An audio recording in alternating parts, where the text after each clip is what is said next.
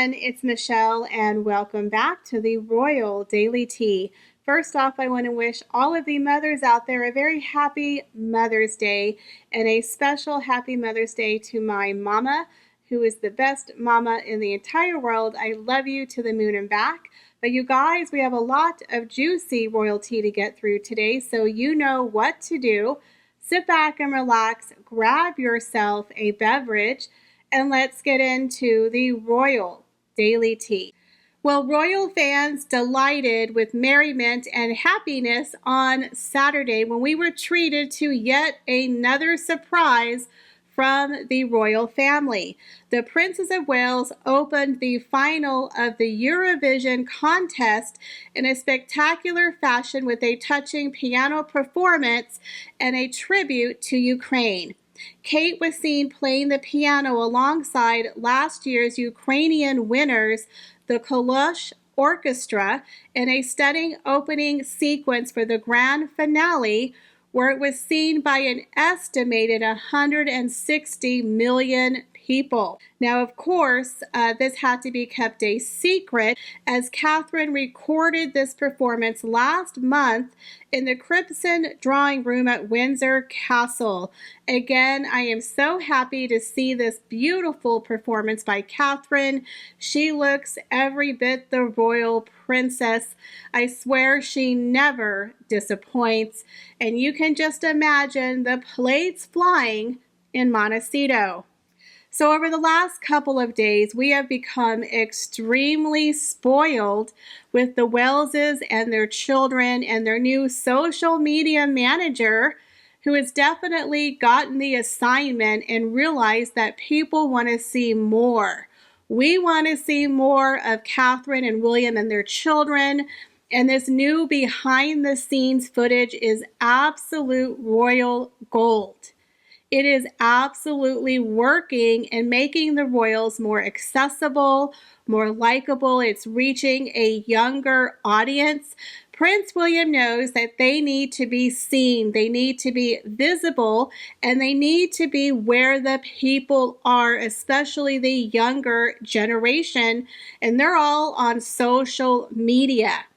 King Charles wants to streamline the royal family, but I believe Catherine and William want to modernize the royal family. They want to be seen, they want to be more accessible, they want to be more relatable. So by bringing in these behind the scenes videos and showing their children that they're just a normal family, to me, it's working. It's making people more excited for the monarchy, more excited for the Waleses, more excited for the future, and they're investing in George and Charlotte and, of course, little Louis. When people get to grow up with them, they get to know them, they're going to be fully invested in them like they were with Her Majesty the Queen, as most people grew up with her. She was like a member of their family. So William is definitely taking note and realizing, like the Queen did, they have to be seen to believe. Being on social media is a great way to bridge the gap of communication and to be seen by millions of people simply by posting a video or some photographs. So social media is going to save the royal family, in my opinion, and I really hope they keep this social media manager because he has done a phenomenal job.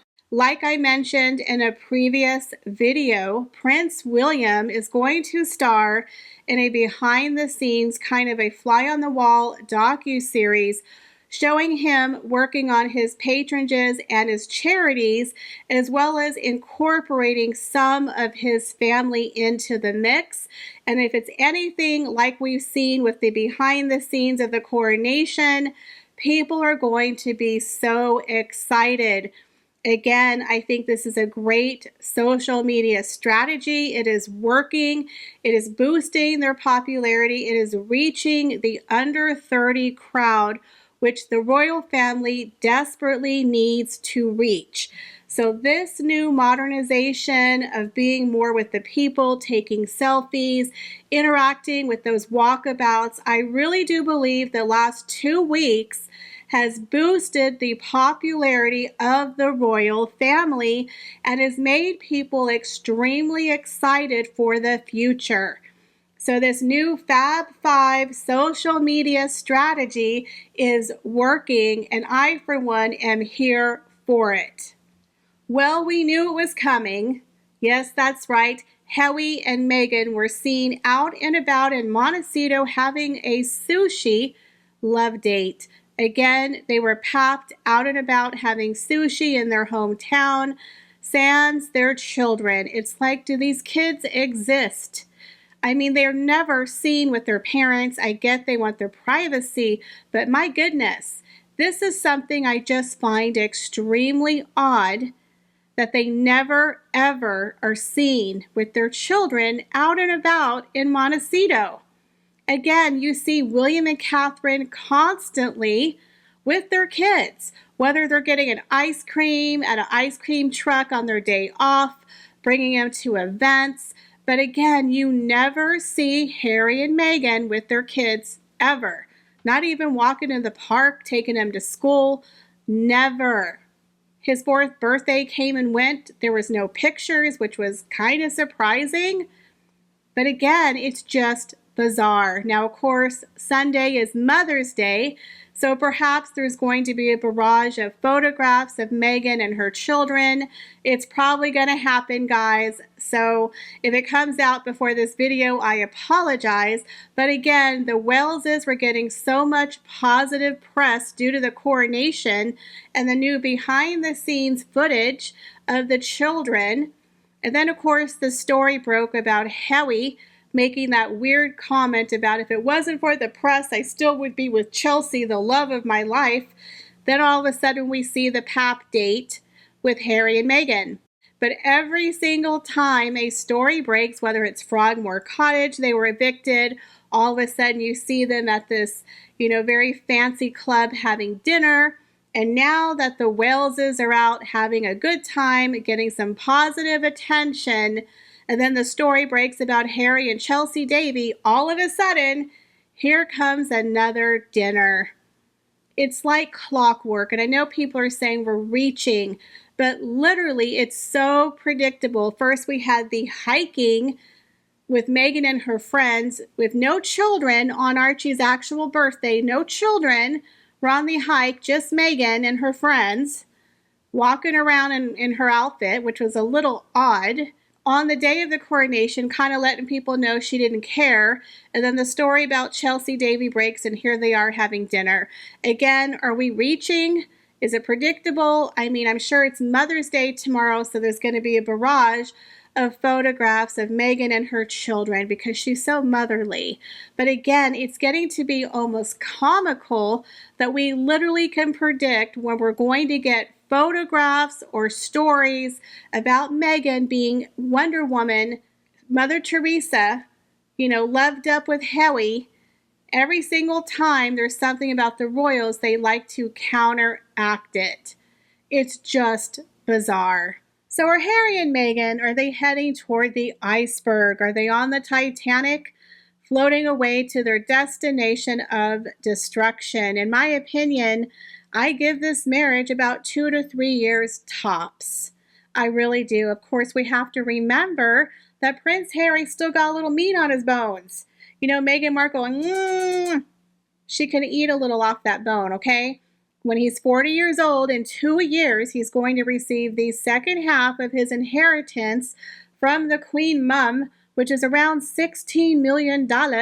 And Meghan Markle gets half of that, y'all, in the divorce. So she's sticking around for that $8 million.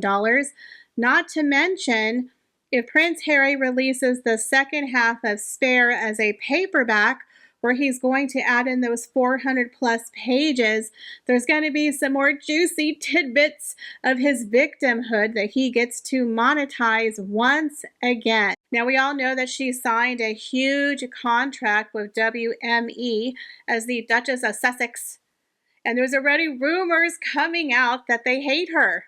Yeah, the staff calls her a bully, and they have to refer to her as the Duchess of Sussex. She's such a nice person, y'all. But again, there's already rumors that she's not so nice. Again, I really give them about 18 months and they're going to give her the heave-ho. But Meghan Markle is desperately trying to brand herself, make herself a somebody in a land of A-list Hollywood stars. And again, I don't think they're well liked because there are people who have been in the industry 20, 30, 40 years who have real talent. And then you have Meghan Markle, who married royalty and is banking on her royal connections and her title to get deals with agencies. But what exactly can she offer to people who hire her?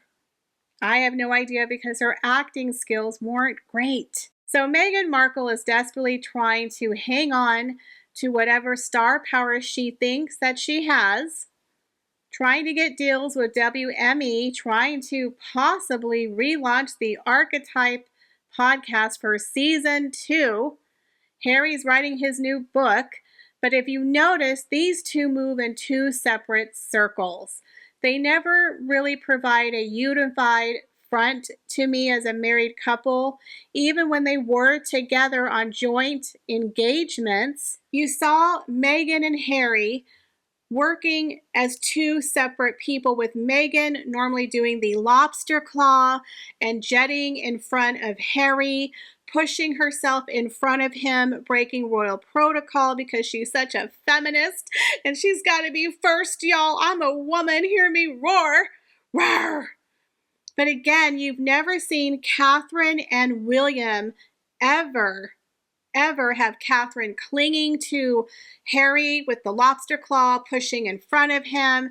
You never see her pulling him away from people when she wants attention. When you watch William and Catherine together, they look like a unified front with a strong foundation that comes from a couple who knows one another. They know the positive and the negative. They've been together for 20 years and they have 3 children. So when they show up, in my opinion, they're like a star power couple. And they move together in unison and they support one another. They're not trying to one-up each other. Many times you will see William turn to Catherine and put his arm around her and push her forward, because normally as the royal, they go first. But William is a gentleman. You see him constantly referring to his wife, putting his hand on her, looking at her. A lot of times people have caught them doing the same movements at the same time. They literally move in unison unconsciously. Seriously, they move together unconsciously because they are on the same wavelength. But when you look at Harry and Meghan, a lot of time their body language, they're pointing away from each other. Meghan's looking at the camera. Harry always looks stressed. She never looks happy. Even when they're together, she's always jetting in front of him, pulling him, or she's making a face. Like, they just look awkward, in my opinion. They don't act like a couple who's there together. It's like it's Meghan's world and Harry, you're just living in it. Meghan is very much about herself. Even during the interview, when their engagement, her body language was just odd. And she looked very tense when he said he's looking for a team player. She looked unhappy. Meghan Markle is not a team player. She is an A-list personality. She's a me. She is the star and the boss in that relationship. But with William and Catherine, in my opinion, they both have star power. One doesn't outweigh the other. People like both of them. Both of them draw huge crowds. Just like when Princess Diana was married to Prince Charles, unfortunately, Princess Diana outshone Prince Charles, which was a big problem in their relationship. They were not evenly yoked. It was Princess Diana. Prince Charles, unfortunately, found out very quickly that she was the more popular one. But with William and Catherine, they're both popular, which is really great to have in a royal couple. With Prince Harry and Meghan, When they were working royals, they were both very popular, as Prince Harry was very popular, and Meghan Markle herself was also very popular. But unfortunately, it became well known very quickly that when they appeared together, it was very awkward, and Meghan was pushing herself or putting on the lobster claw or the fake smile or just doing a lot of things that were very rude and against protocol, and it began to rub people the wrong way. And let's not forget, they only did 72 working engagements in a year and a half. So there wasn't a ton of engagements, but what we saw, it was like, ugh, it was cringeworthy. So even now, when Meghan and Harry are out together, again, it's the Meghan show. Everything that they've done since Megxit has been for Meghan's benefit. And Harry says it was his benefit, but I don't know if I'm sold on that. Now, look, we all know that Prince Harry has always been a spoiled spare. He's always been incredibly jealous of his brother William. And I really believe that when William got with Catherine, he was very jealous of their relationship. He was jealous of how close William was with the Middletons. He hated the fact that he would go on the weekends and hang out with the Middletons and not hang out with him while he was boozing it up. And then when William had Prince George and Princess Charlotte, Harry felt left out. He was the fifth wheel. He felt very jealous. He was desperate to find someone to bring into the royal fold so he could be just like William and Catherine. He tried with Chelsea Davy. She turned him down because she didn't want to be in the royal life. He tried with Cressida. She turned him down. But he found Meghan, who was more than willing to run to the altar with bells on, and possibly a bun in the oven, is the rumor that she might have been already knocked up or pretending to be knocked up. Again, I don't think I would put it past her because they pushed that wedding super fast. If you remember, Her Majesty the Queen had a rule after 3 out of 4 of her children divorced. She wanted people to date for 7 years before they got married to make sure that the person who was marrying into the royal family knew what they were getting involved with.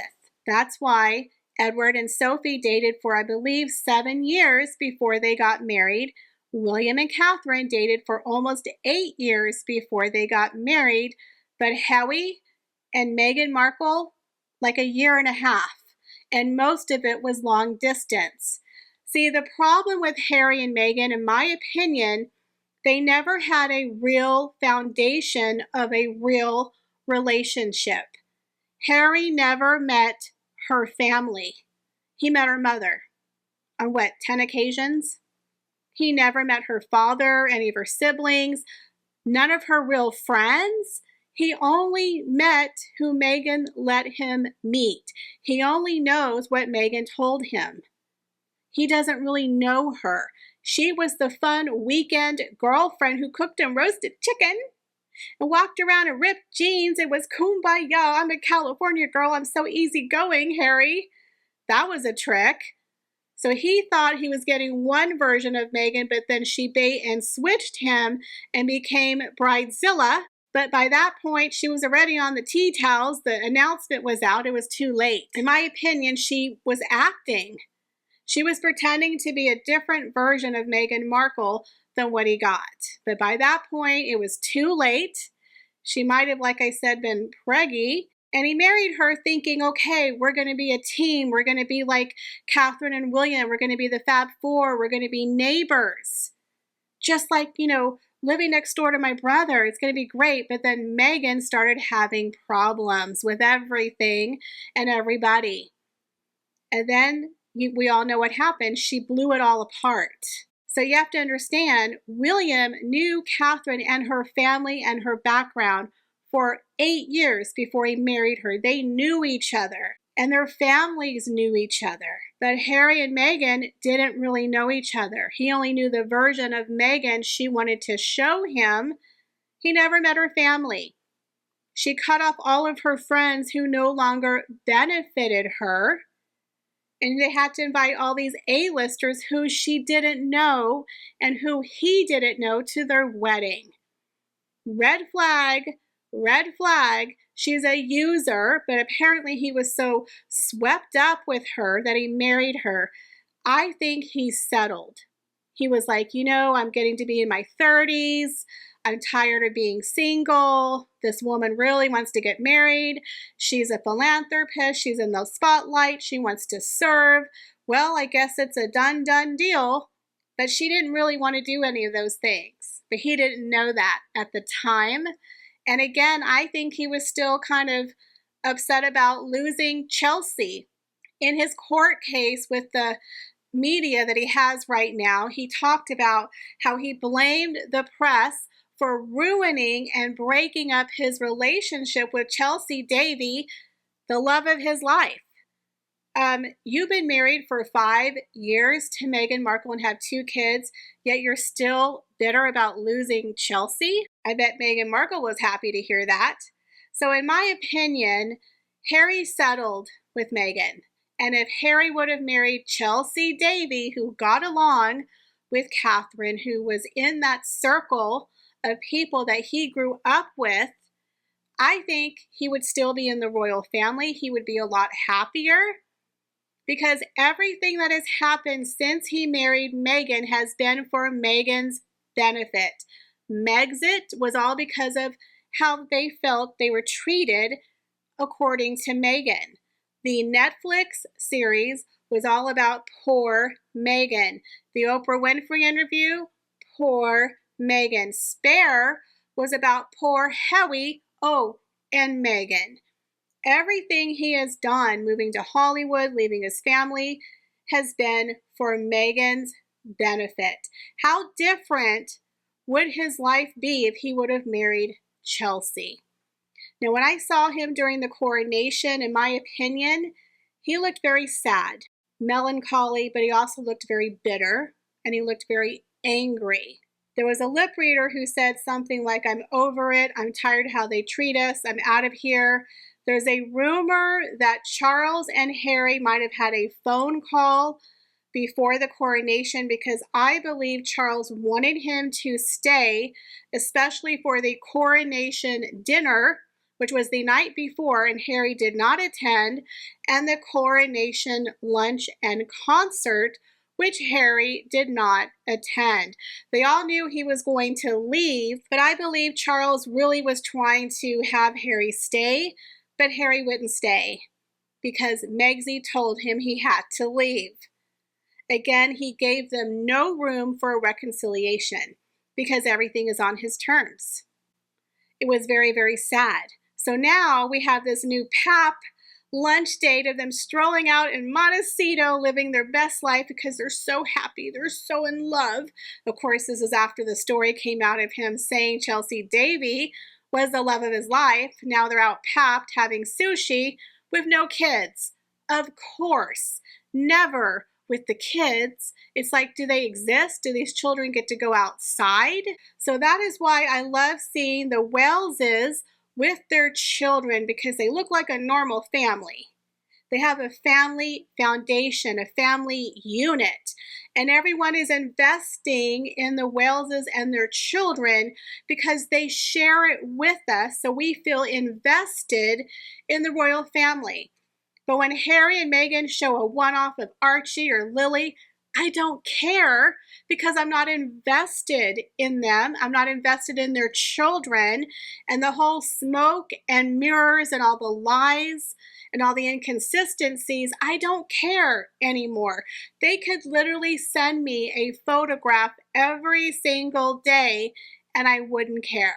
I wouldn't care because I'm not invested in them. Now, I do feel bad for Archie and Lily for missing out on their family, and I feel that's because Meghan and Harry are selfish. But again, I do think that Harry's life would be completely different if he married Chelsea Davy, and this is why I believe in about 2 years, Meghan is going to get her fill of everything she could get out of this man because they're running out of royal currency. They're running out of royal stories. The coronation was probably one of the last times they really could have interacted with their royal family. So what are they going to keep doing? Oh, when I was 2, here's another story. You know, when I was 17, William looked at me with a side eye. Oh, here's another story. Like, people aren't going to want to keep hearing stories that are 10, 20, 15, 6, 7, 5 years old. It's already getting old. It's already pathetic. People know they complain that the royal currency is getting old. They need to add some more stories because we're losing interest. So we don't even know if he's dropping the paperback because, again, what kind of stories is he going to bring in there? Is he just going to make himself look pathetic again? Talk about his Todger and his mom. I'm going to talk about my mom. Meghan's my mom. My Todger. Like, do we need to hear any more, honestly? So I think the royal currency is running out. Meghan is desperately trying to monetize her titles as much as she can. But as I predict, the WME is going to have a very hard time selling used goods with no talent, with a bad reputation for being not a nice person. So I wish them the best of luck. But in my opinion, it's going to be a lot harder than Megsy realizes because they're not that well liked. And in a couple of years, people are really going to be sick of them, even more than they are now. So I think in 2 years, when she's eaten all the meat off the bone and he doesn't have anything else to offer but his personality, I think that marriage is going to implode around the 7-year itch. This month is their 5th wedding anniversary, which, to be honest, I didn't even think it was going to get to this point. But I'd say 2 years from now is going to be a very different marriage. But what do you guys think? Leave me your comments, guys, down below. As always, I appreciate each and every one of you, and I hope to see you in the next video. Bye, guys.